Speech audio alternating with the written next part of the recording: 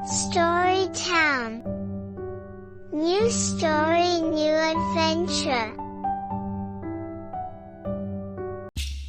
एक समय की बात है, एक हरी भरी घाटी में, जो ऊंचे ऊंचे ज्वालामुखियों से घिरी हुई थी, कुछ डायनासोर रहते थे। वह घाटी एक स्वर्ग जैसी थी, जहां हरे भरे पौधे लहलहा रहे थे और एक चमकती हुई नीली नदी बह रही थी। उसमें टेरी नाम का ट्राइसेराटॉप्स भी था, जो बेहद खुशमिजाज था और जिसका दिल उसके सींगों जितना बड़ा था। उसे नई जगहों की तलाश करना पसंद था और उसकी जिज्ञासा अक्सर उसे रोमांचक खोजों की ओर ले जाती थी। एक शाम जब सूरज क्षितिज के नीचे डूब रहा था और आकाश नारंगी और गुलाबी रंगों में रंगा हुआ था, टेरी अपने पसंदीदा पत्ते चबाने में व्यस्त था।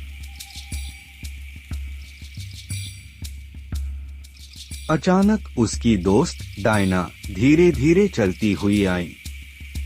डायना बेहद नरम दिल और दयालु थी। उसकी लंबी गर्दन उसे दूर तक देखने में मदद करती थी। टेरी, क्या तुमने कभी सोचा है कि पहाड़ के उस पार क्या है? डायना ने सरगोशी की। उसकी आंखें उत्साह से चमक रही थीं। टेरी की जिज्ञासा बढ़ गई। नहीं, लेकिन चलो पता करते हैं, उसने जोश से कहा। अपनी हिम्मत जुटाते हुए दोनों ने रहस्यमय पहाड़ की ओर अपना सफर शुरू किया। हवा ठंडी होने लगी और सितारे आसमान में हीरों की तरह चमकने लगे। जब वे चल रहे थे तो उनकी मुलाकात रॉकी द रैप्टर से हुई, जो एक तेज और फुर्तीला डायनासोर था और चुनौतियों का शौकीन था। उनके रोमांच के जज्बे को देखकर रॉकी ने पूछा, तुम दोनों कहाँ जा रहे हो? पहाड़ की तरफ, टेरी ने जोश से जवाब दिया। बिना किसी हिचकिचाहट के रॉकी भी उनके सफर में शामिल हो गया।